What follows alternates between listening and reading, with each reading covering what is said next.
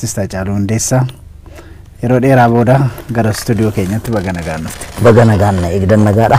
Fayyaa kam? Jirra jallata isaati.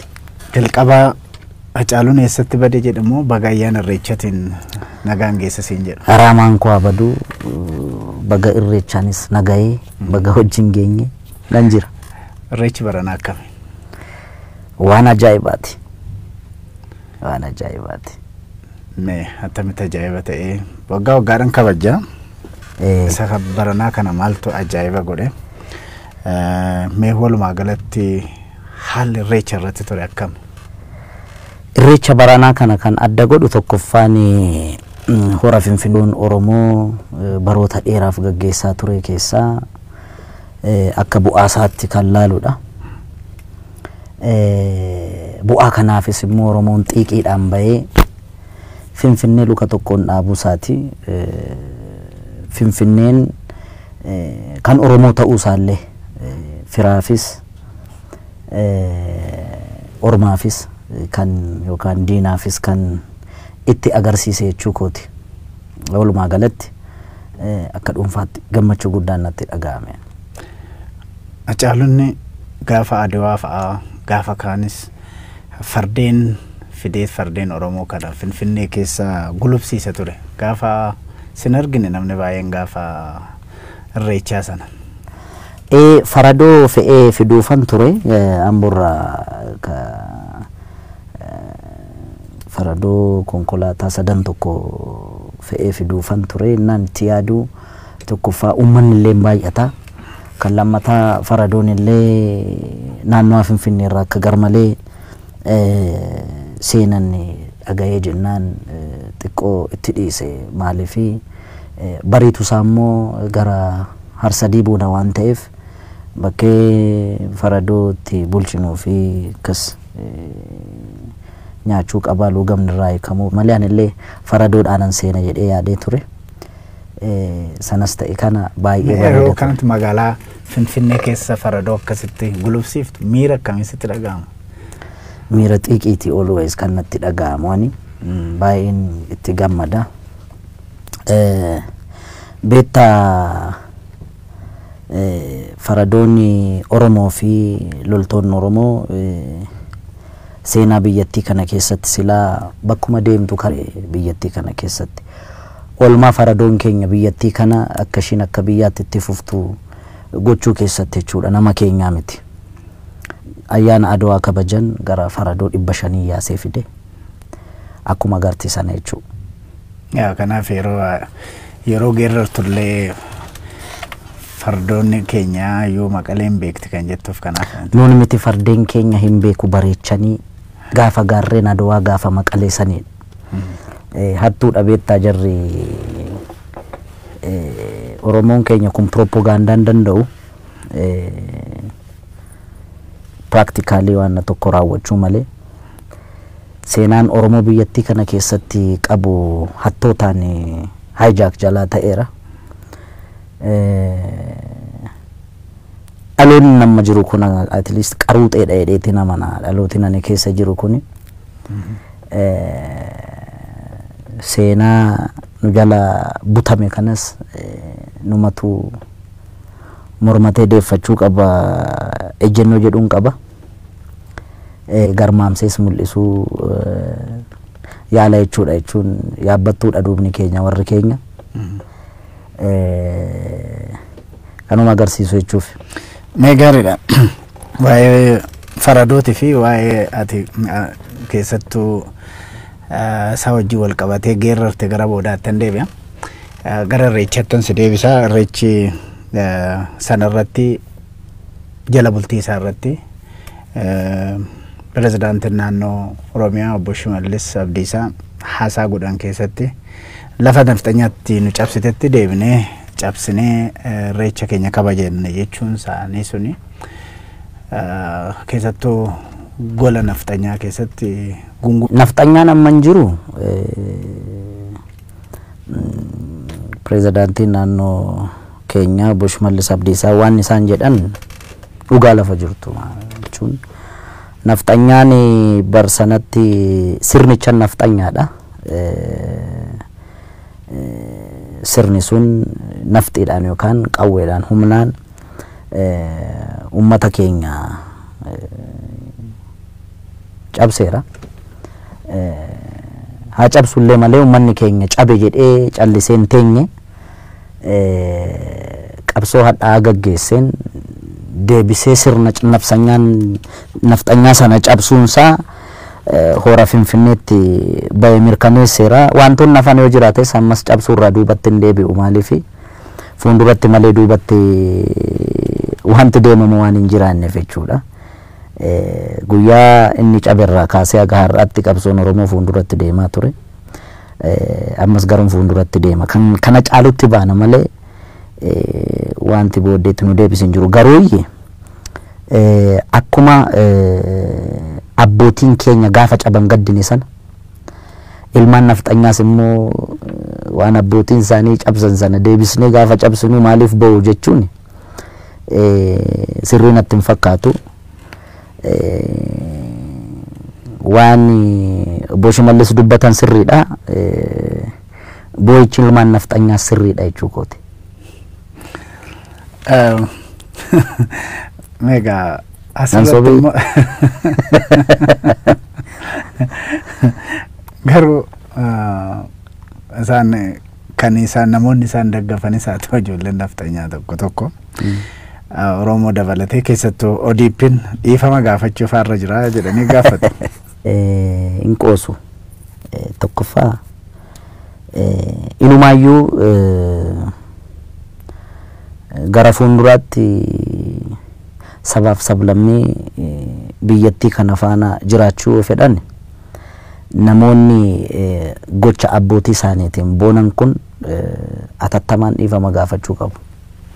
Ummata Oromoo qofa osoo hin ta'in sabaaf sablammii biyyattii kana hunda gadi baanee dhuguma abbootiin keenya nafxanyoota turanii, saamtota turanii, ajjeesaa turanii, hattoota turanii jedhanii qabata isaaniitiin nuti lammiilee biyyattii kana faana jaalalaan jiraachuu akka hin dandeenye kan nu godhan abbootii keenya jedhanii yeroo dhiifama gaafachuu qabanitti akkamitti abbootiin keenya ajjeesuun isaanii sirriidha, saamuun isaanii sirriidha, sabaaf sablammii biyyattii kana hacuucuun isaanii sirriidha jedhanii hin boonu taanaan silas dhaloonni kun abbootii isaanii argatu. Garuu yoon isaanii argeen dhiisu kana quba qabaachuu qabu malee. Hacaalu wajni kun maaliif sitti fakkaata? Amma irreechi Finfinnee keessatti kabajamuun irra hin jiraatu. Nafxanyaa hin jedhina. Nafxanyaa yeroo jettanii uummata Amaaraa tarraabsitu kan dhiifa manaa godhi wuxxifachaa jiru. Amma keessaa ba'uuf gaafa jettu akkasuma kaanamni already Itoophiyaan isaan baanan kun saayikooloojii nafxanyaadhaan ijaaramte. Saayikooloojii sana amma Oromoon cabsaa jira. Kanaaf batattisu. Itoophiyaan immoo akka Itoophiyaatti itti fufuu yoo barbaadde Oromummaa kana jaallattee osoo hin ta'in dirqama accept gochuu qabdi. Lakkiin fudhadhu yoo jette hin wagaana jechuudha. Waga'uu beekta daa'imni gaafa aannan itti kennan xuuxxoo gaafa ishiin didduu kana jidduu kaanii waga'u. Hin waga'amti malee wajjin jiraachuudhaaf dirqama aadaa, seenaa, afaan, sabaaf sablammii biyyattii kana fudhachuun dirqama Itoophiyaati.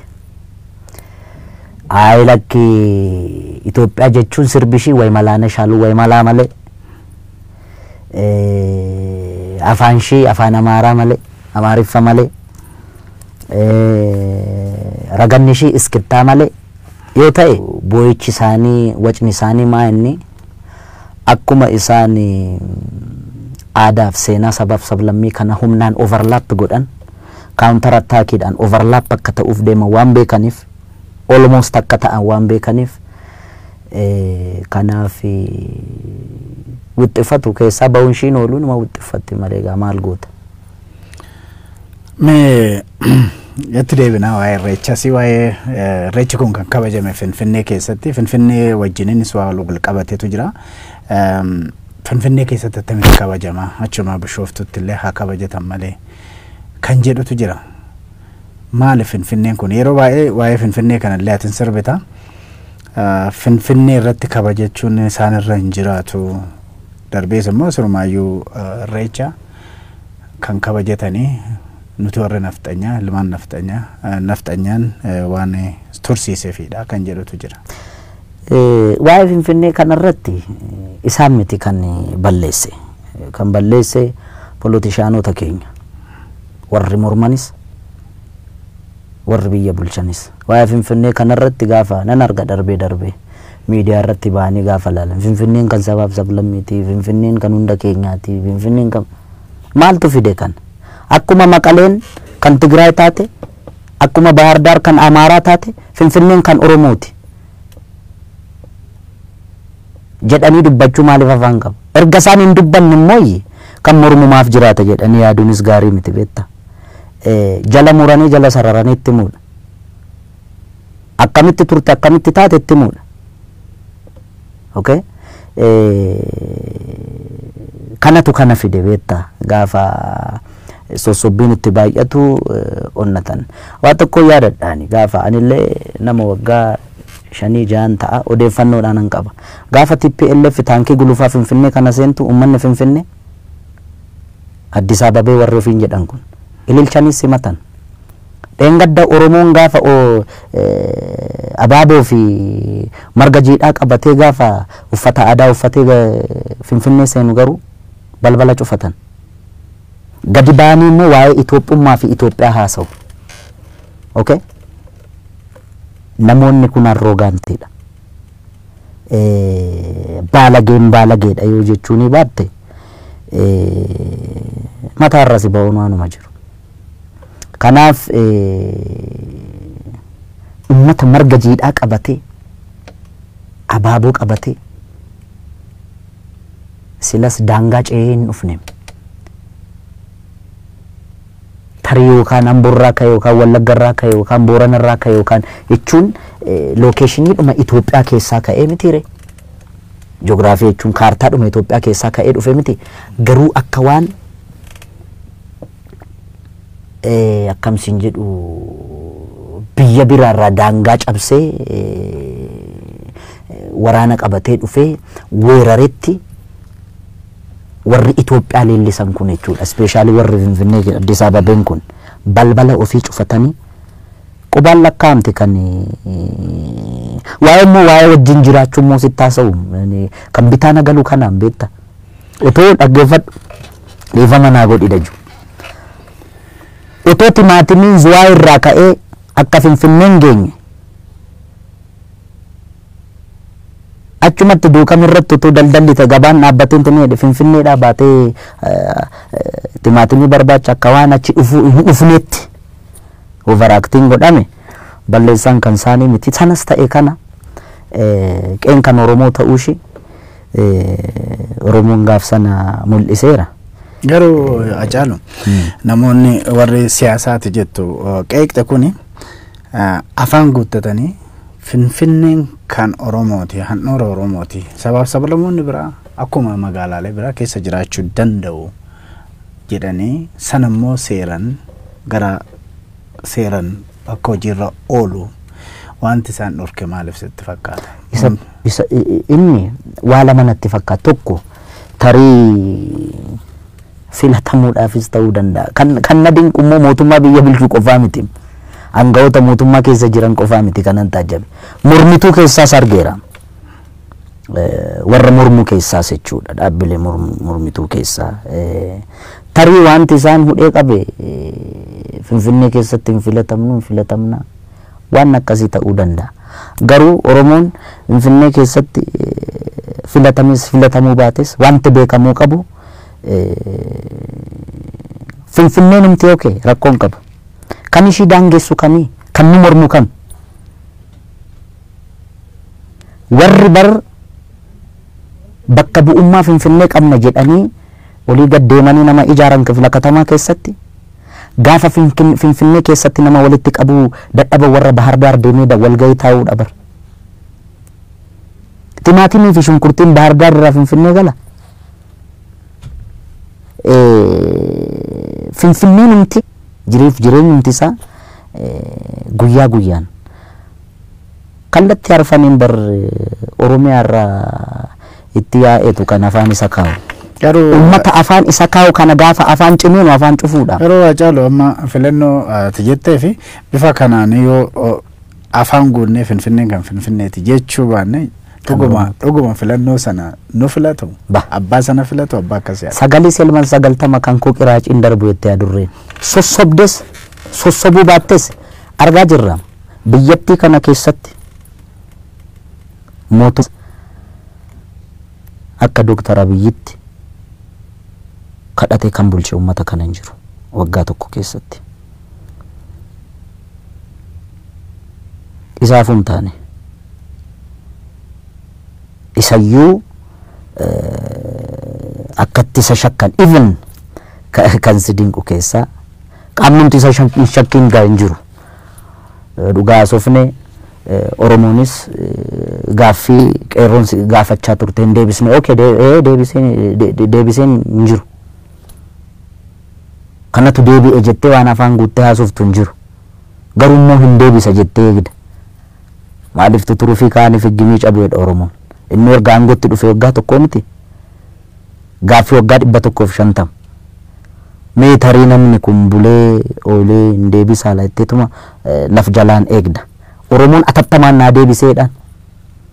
Jarri gamaa immoo sobee footoo keenya fannisa malee galmisaa waan biraadhaa.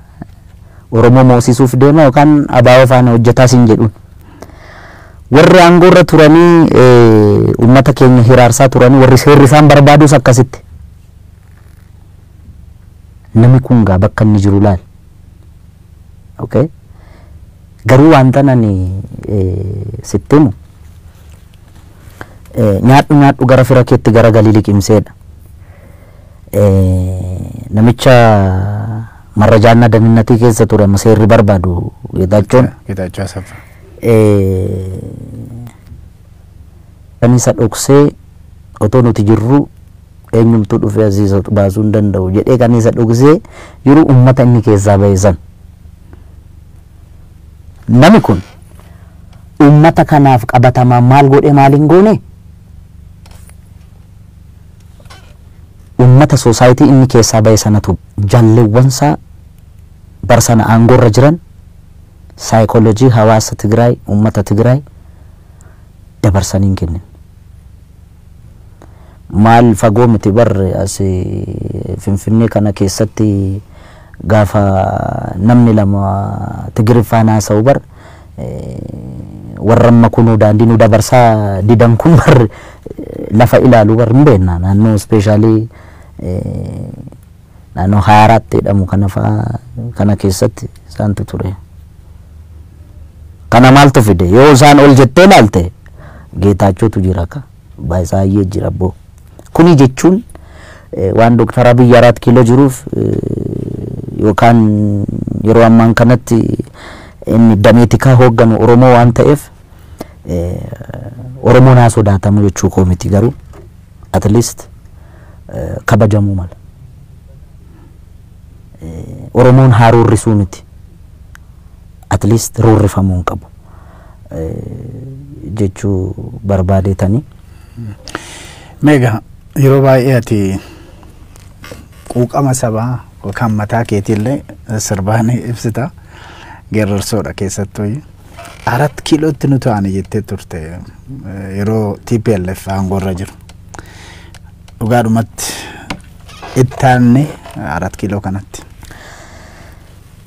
Dadhabina keenya yookaan rakkina keenya har'allee rakkina qabna. Har'allee bar 4 kiiloo jala dhufnee miti kan nuti da'oo qabachuu barbaannu. Kun nu qarqara Wallaggaa irratti yookaan Boorana irratti yookaan Keeniyaa qarqara deemu. Always 4 kiilootti immaa kan dhiyaatu nuyi. Maaliif siin jechuu barbaadeetan seeti amma.